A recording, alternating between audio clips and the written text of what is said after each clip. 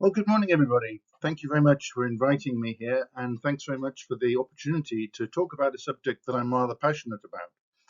You'll see the title is slightly different from the one that was given out. Preparing this lecture has given me an opportunity to reflect upon some of the work I've been involved with over the past 20 years, and hence I've added in 7 key lessons learned. And I want to try and draw out some lessons that I've personally learned from this work and share these with you towards the end. Let me give you a quick idea of where these lessons have come from and a quick overview of where we're going. I firstly want to talk about the importance of tropical forests, and then a little bit about the Congo Basin and some of the current issues that are faced by those areas. Secondly, I've been asked to say a little bit about the Centre for International Development and Training at the University of Wolverhampton. Some of you are familiar with it, some of you are not, but I've been asked to say a little bit about it, so I'll say a little bit about it as we go. One of the things that staff in the centre have developed is a capacity strengthening model, and they'll be using this to apply some of the work that has been put into practice over a range of environmental and forest governance projects in Central Africa in the past 20 years. These projects have mostly been financed by international climate finance, and because of that, and because of their success, I think it's fair to say, staff from the centre were invited to the COP in Glasgow a few years ago. A real privilege to go to Glasgow and present some of the work, and I'm going to say a little bit about that. And then I'm going to try and draw together things with these 7 key lessons that have been learned. Let me start with this slide, which really illustrates the tropical rainforests, which cover about 13% of the landmass of the globe. And you'll see on this slide a variety of projects and programs that have been managed or staff from the Centre for International Development and Training have been heavily involved with. And these range from the Indonesia Tropical Forest Management Program a few years ago in the early 90s through to work in Brazil over on the left-hand side, and a whole variety of projects across Africa. And notably, a few evaluations, an evaluation of the climate change project and an evaluation of international climate finance a few years ago. So quite a bit of sort of experience of working with tropical rainforests in a variety of projects. The Congo basins are known as the lungs of Africa. That's really the take-home message. They are the world's largest carbon sink. They now sequestrate more carbon than the tropical forests of the Amazon and Asia areas combined. As you can see on the right, they're removing over 600 million tons of net carbon dioxide from the atmosphere annually. If you're an economist, and some of you are economists, you'll want to know the value of that. It's just huge. $55 billion worth annually. And that's equivalent to something well over a third of the region's GDP, the 6 countries in the region, their GDP. So very, very important in terms of its value, in terms of carbon value.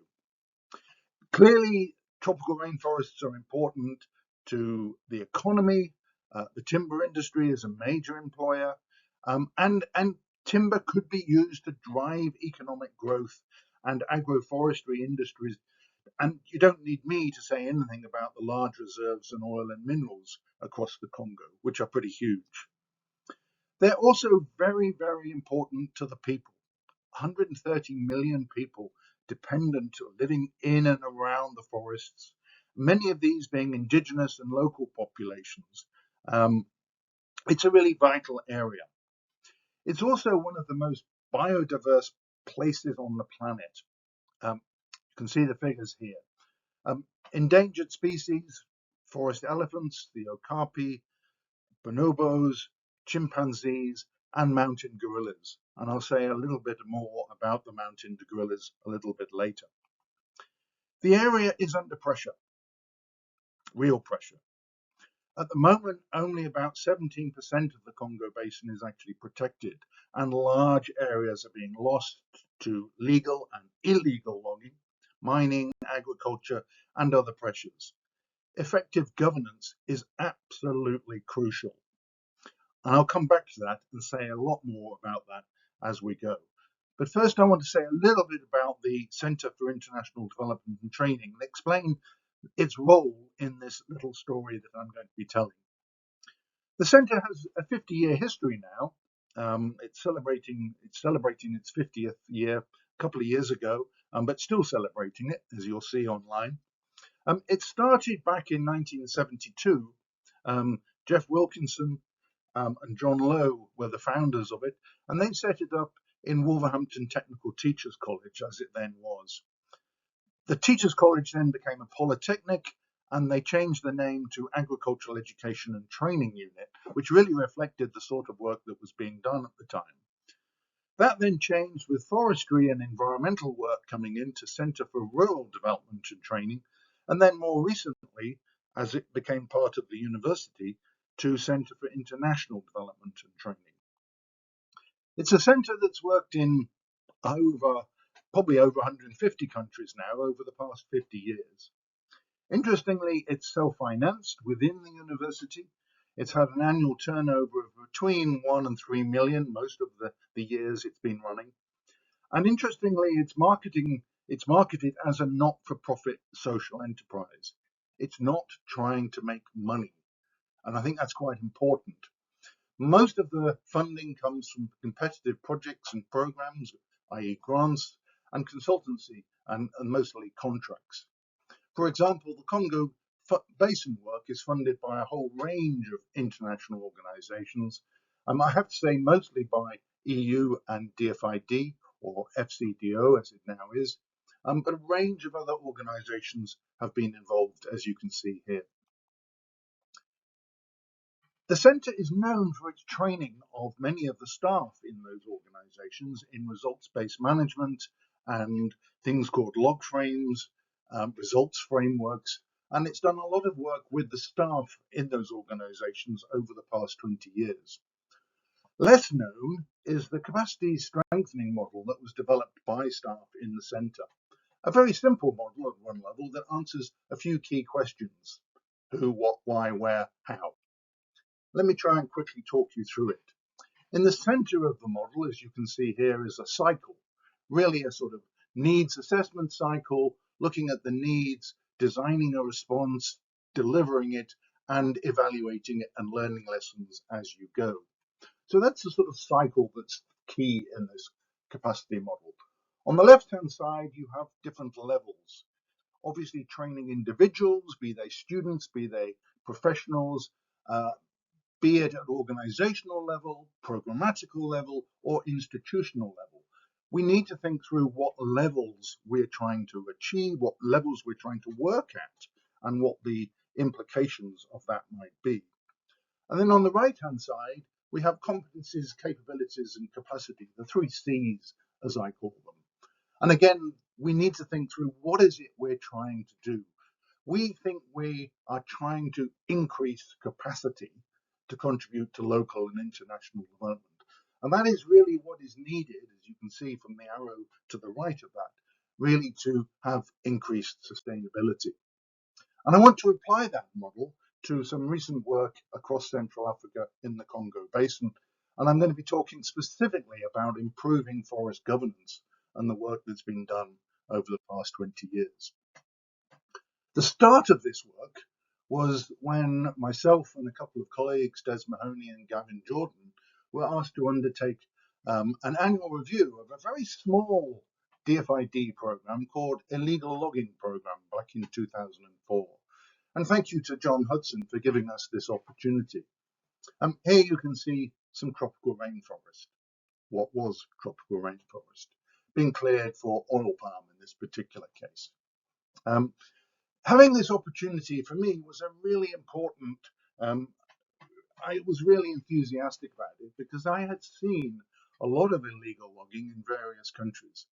This is me in Papua New Guinea back in 1982 when I was doing a soil survey, or meant to be doing a soil survey of an area that was going to be sold off as a concession. As we went into the forest, this is what we found. Illegal loggers had already moved into the area.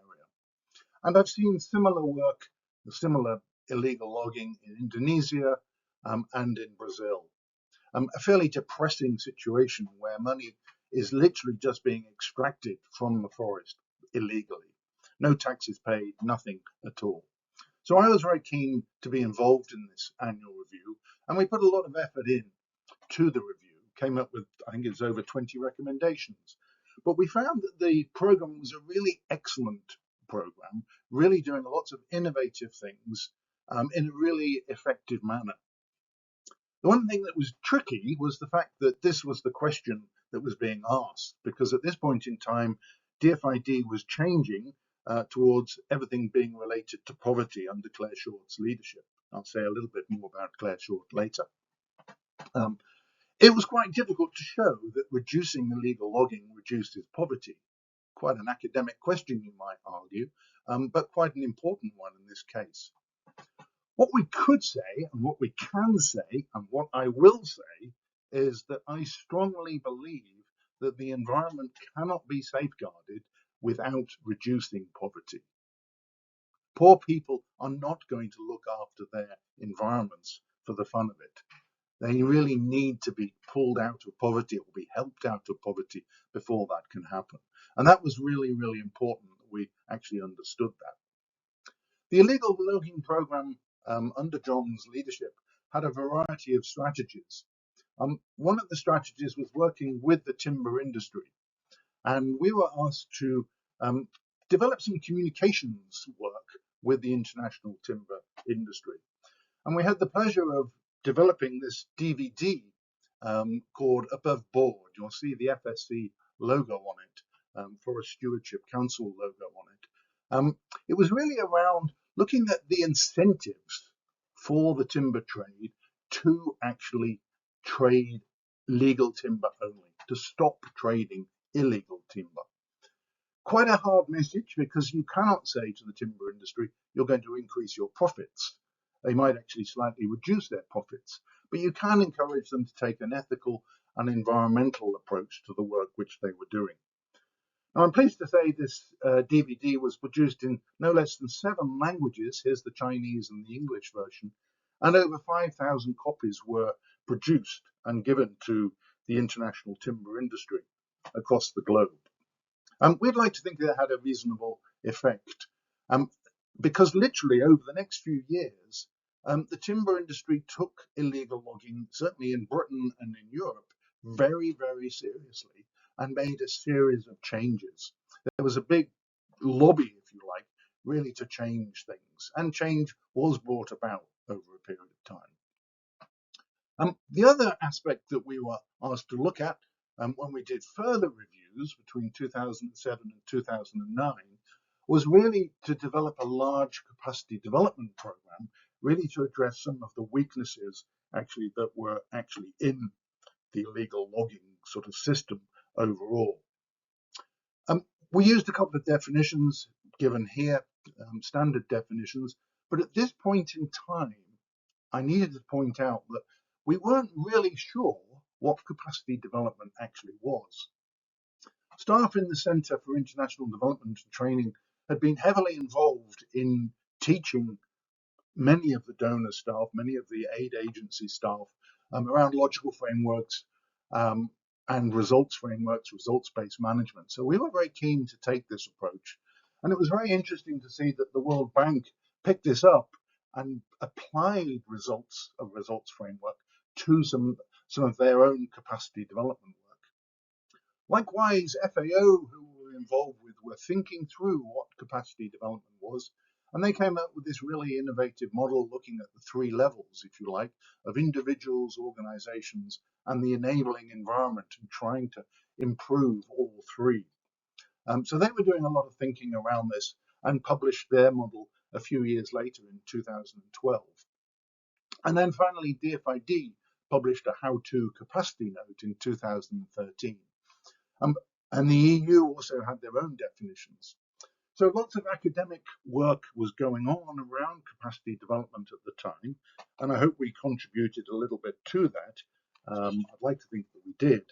But meanwhile, we had to get on and devise a forest governance capacity development program. So myself and colleagues set about this, did a lot of needs assessment as we, referring back to our own model at the time, looked at needs assessment, what was needed, really thinking through the best way of tackling some of these issues. And we designed a 6-week forestry improving forest governance course and started running this course with hand-picked, very, very carefully selected staff from 20 countries across the globe. And here you can see the first 4 programs that were run on the Telford campus of the university. Why bring people to the UK? Very expensive. Why do that? Well, there were a number of reasons for doing it. First and foremost, we wanted to really use the whole of UK's expertise in forest governance, of which it's has a considerable amount. And whilst the programme was facilitated by staff in the university, there were many, many speakers from across the whole country really coming in to speak. It really was a facilitated programme with lots of experts coming in. Secondly, we were teaching in both French and English, and the interactions between Francophone and Anglophone countries was absolutely vital. The whole 6 weeks was taught with simultaneous translation, and you'll see some of the translators in the pictures there. The third reason is that we wanted to take participants from this course to London, to Chatham House.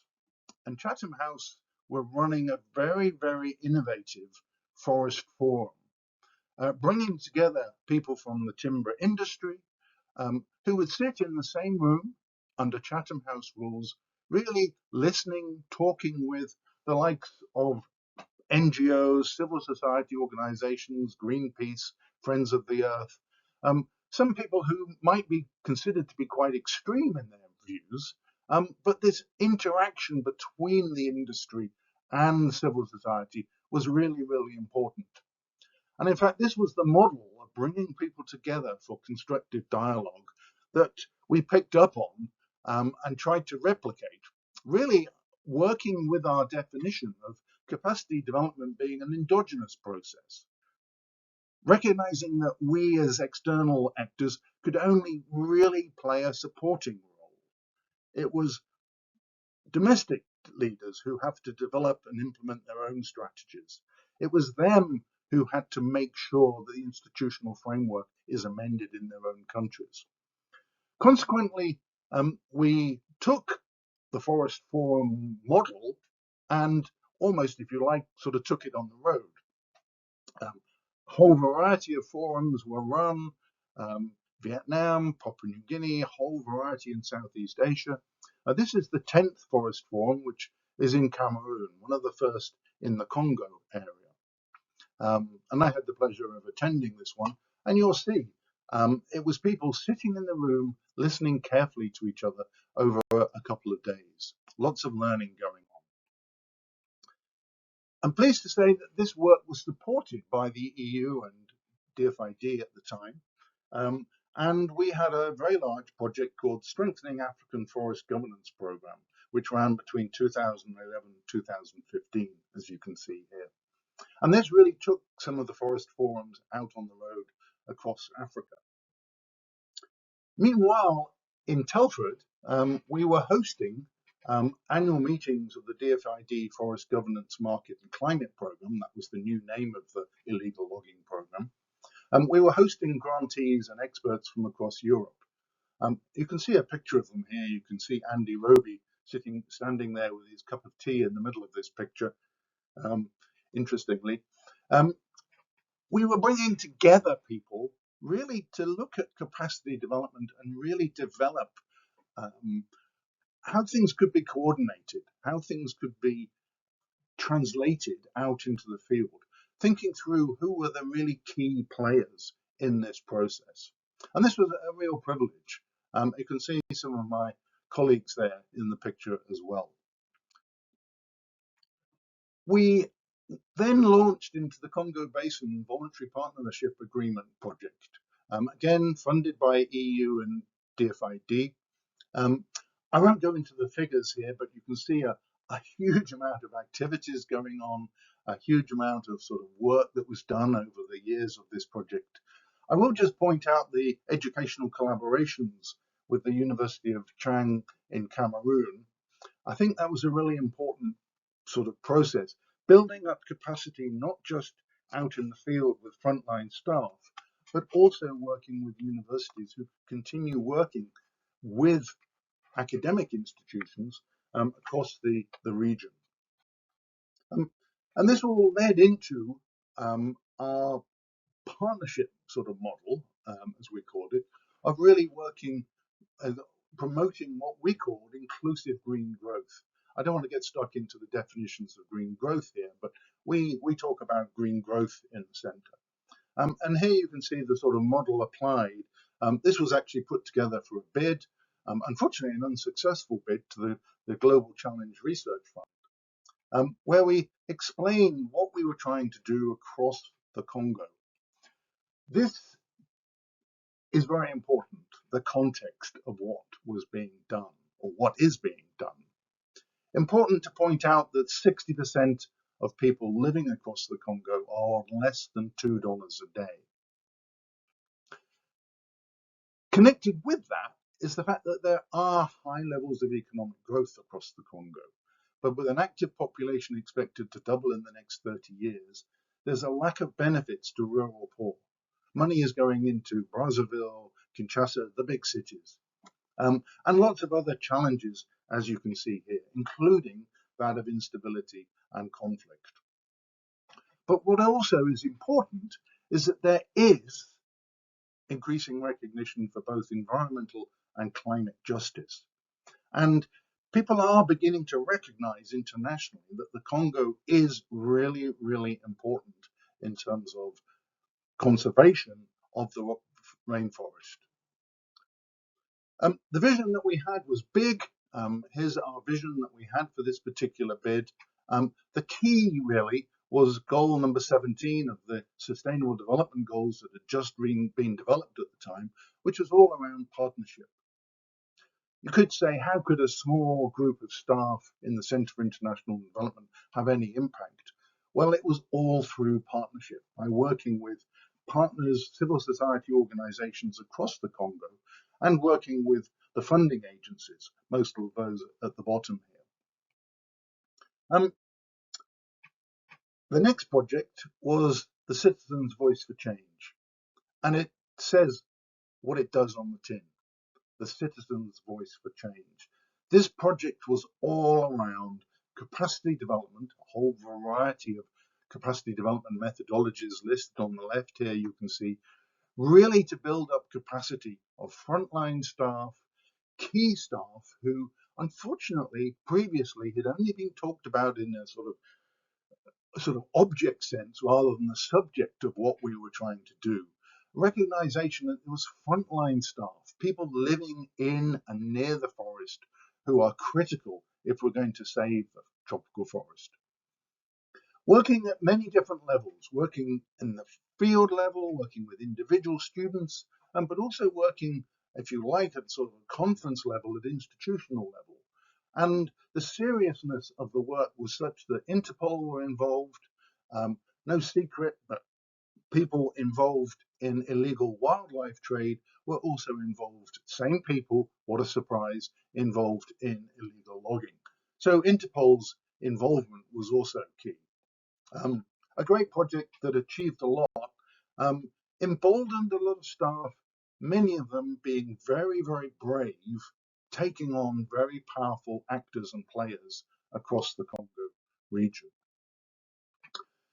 Sadly, COVID hit, and that had changed things. It had changed the way work could be done. But I'm really pleased to report that effort was put into putting into frontline staff across the Congo some fairly basic sanitary measures, and the whole response was a really, really positive response. Staff took on a positive response to this. Of course, we had to change the way we worked, but there were positives to that as well. Zoom gave us an opportunity to work at a distance a little bit more, and it gave an opportunity to really pull together all the training materials skills that had actually been developed through this project. And working with David Young of Global Witness, this gave an opportunity to pull together literally all the exercises, all the handouts in both French and English. And these were all, well, they're still online, they're all available online. Zoom also gave us an opportunity to really focus a little bit more than we had done previously on evaluating and documenting lessons learned, as you can see in the sort of implementation cycle here. And in February 2011, we had a 5-day webinar series, where webinars each morning going out globally gave a real opportunity really for staff involved to really reflect on what they'd been doing and really think through what was needed in the future. I'm pleased to say over 200 people zoomed into these webinars. Excuse me. Quite an opportunity really to learn some lessons and share those lessons globally, literally people coming in globally. Okay, pulling this all together, one of the important aspects of working in a university is that you have influence and you have impact. You can see here that the programs on the left-hand side that the university was involved with, and a few of the publications that came out of all of this work over the years that followed the illegal logging review. Pleased to say the impact was considerable, and because of that, a group of us were invited to join the COP forum, or put together a forum for the COP26 back in 2021. And we took a really audacious title, Saving Africa's Congo Basin Rainforest, People and Biodiversity.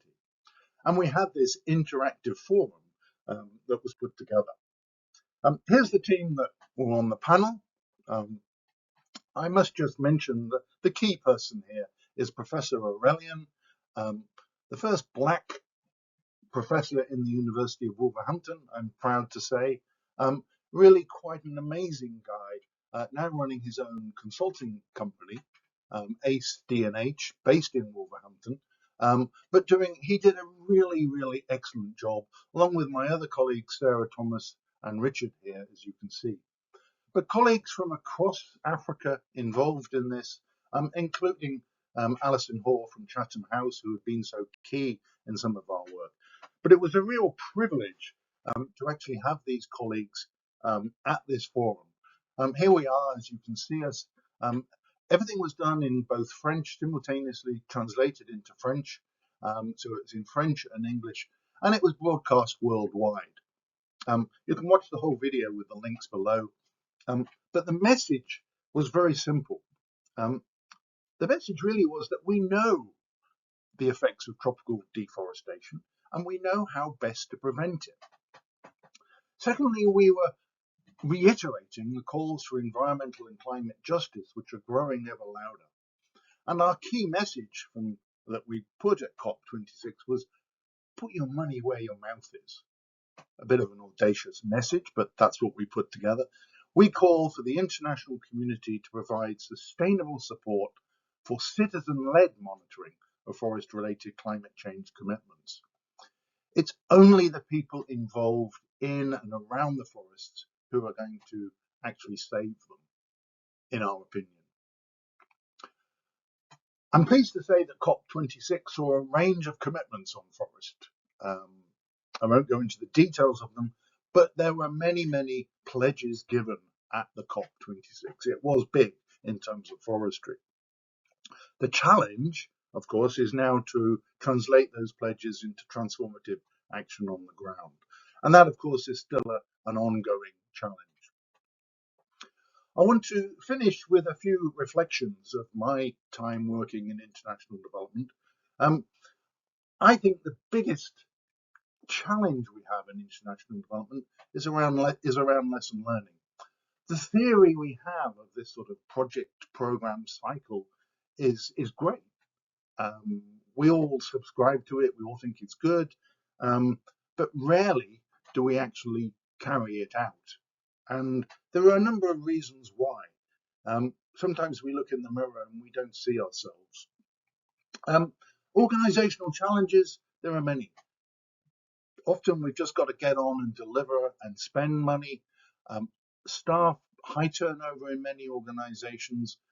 There's insecurity in many of the places where international development is happening, and that is a real problem. Development organizations often don't have balanced development relationships, partnerships.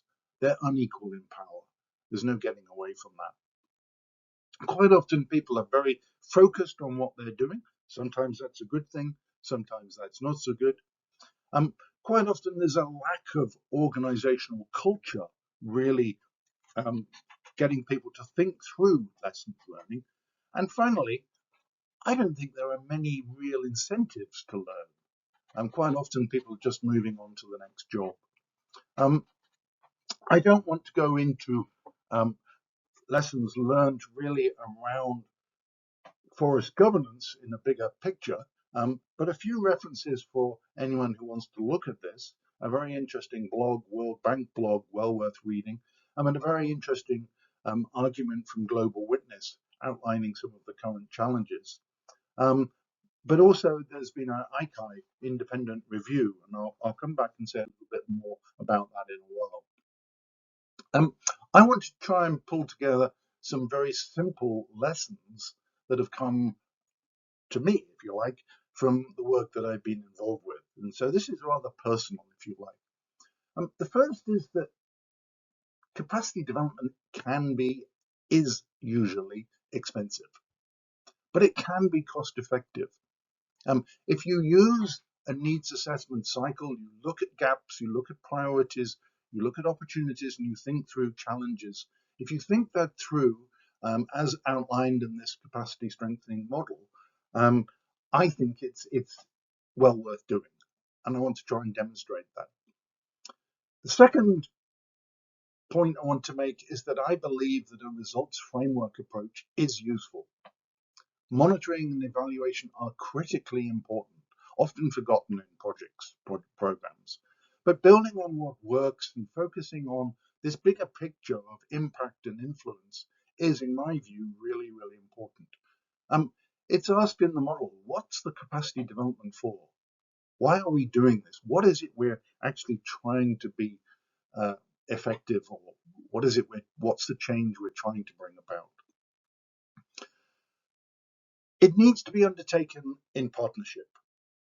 It can't be done standalone. It's got to be done with national, regional, international players. And of course, it takes a long-term interventions. It's not just quick standalone, send someone off on a short course, or even send someone off for a master's course. It's not that. That's how we used to think about training. Those days, I hope, are gone. Now we're thinking long-term about capacity development. It does take time. It needs to be driven in country. It needs to be consistent with national priorities and the local context. And of course, it needs to be anchored with local expertise and in national systems. It's only the local expertise that is really going to make an impact. As I say, it's an endogenous process. We can help facilitate it, but we can't actually deliver it. The fifth lesson I want to draw out was an interesting one, perhaps rather unexpected. One of the really interesting things about the Improving Forest Governance program was the fact that we had simultaneous French and English translation for the 6 weeks. This proved to be a real boon to the program. There was a huge amount of learning between Anglophone and Francophone participants on the phone. Very different systems, forestry systems employed in those respective countries. So a huge amount of learning went on. And I believe that language and cultural differences are relatively easy to overcome. Taking the results-based and the capacity strengthening approach for long-term sustainability is critical. A couple of examples of that. One of the modules that we were teaching on the Improving Forest Governance program was around project development and project management. And the second one was on training trainers, cascading the training that people who had the privilege of coming to UK could actually really take things back to their own countries and pass it on to others. And of course, reflections and lesson learning exercises, as I talked about in our webinar, I believe absolutely essential. I should just add that every single one of the participants, of the 220 people who came to Telford on the Improving Forest Governance, returned home and are now playing an active role in forest governance. So at an individual level, the programme was highly, highly successful. People have taken their expertise back home and are working with it.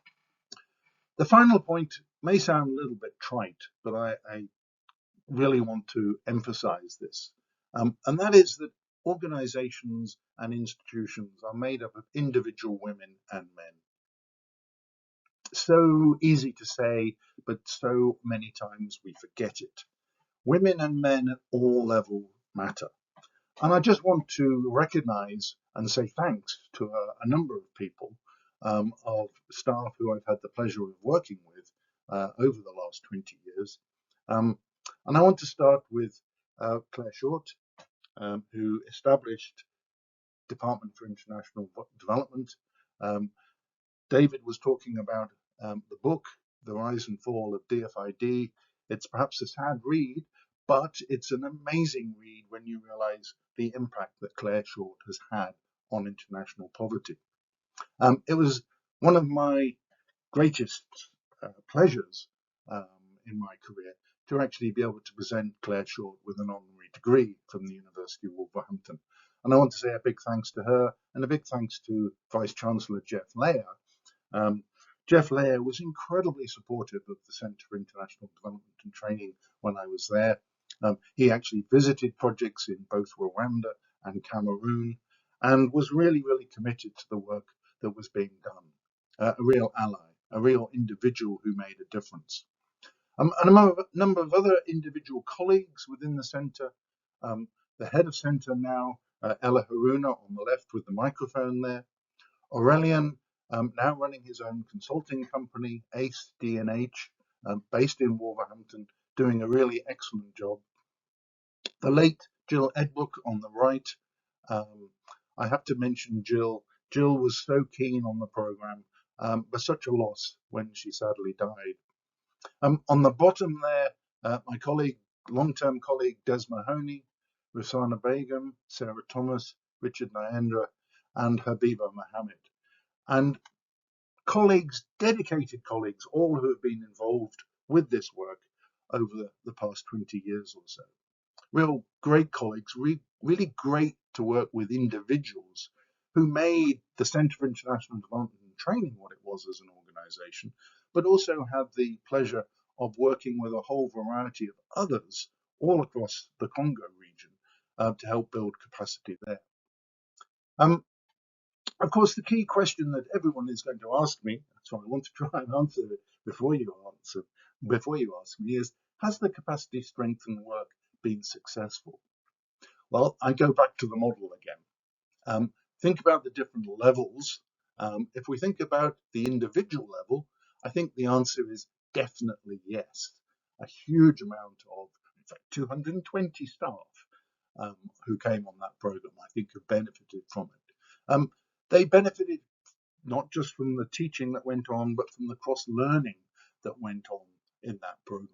A huge amount of learning happened.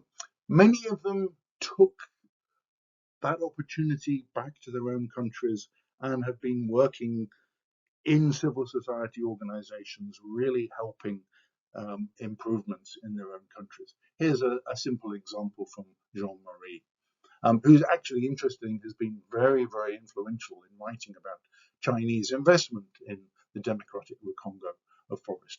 As you'll see here, a paper well worth reading, a view from the forest.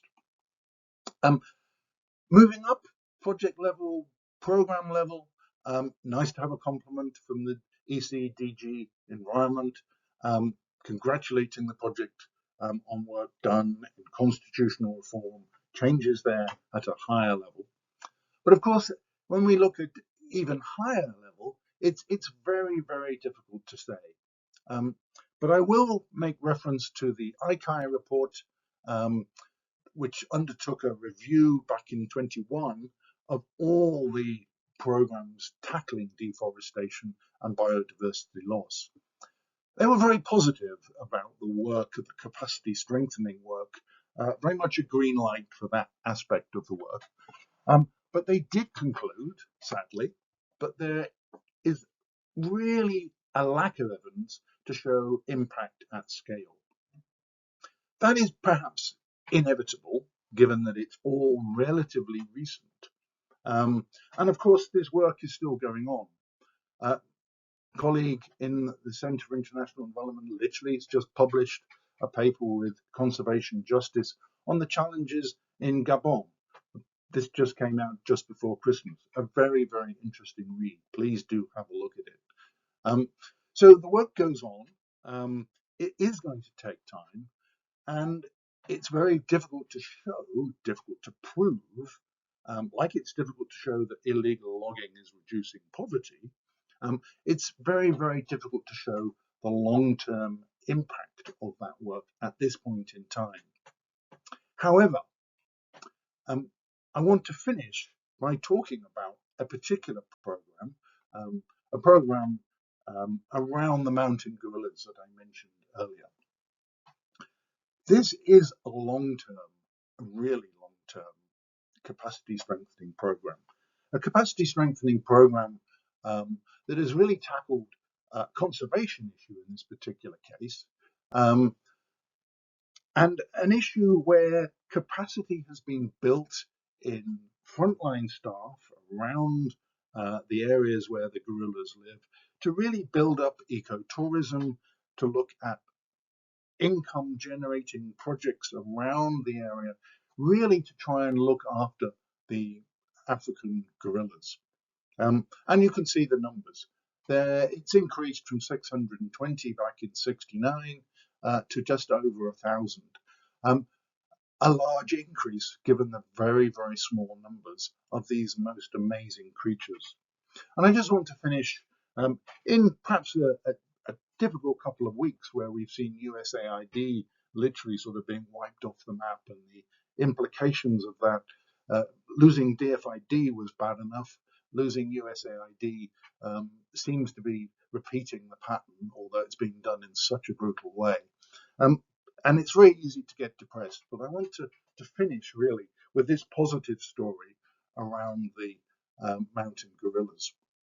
If you ever get the opportunity to visit them, I would really, really recommend it. You need to be reasonably fit. You have to walk for a few hours. But having walked a few hours to these gorillas, to some of the habituated gorillas, they are the most amazing creatures. Life isn't quite the same once you've actually met, and I say met, these gorillas. Obviously, you can't get that close, but you can get pretty close to them.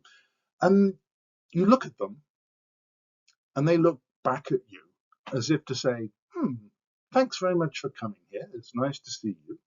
But what on earth are you doing here? And they really do look through you in the most amazing sort of way. Life-changing experience. An experience that has made me really sort of dedicated to their conservation. And as I say, a project really that has enabled the people around the areas where they live to really benefit, not just from ecotourism, but from a whole variety of projects, human development projects that have increased their incomes and increased their ability to look after these amazing creatures.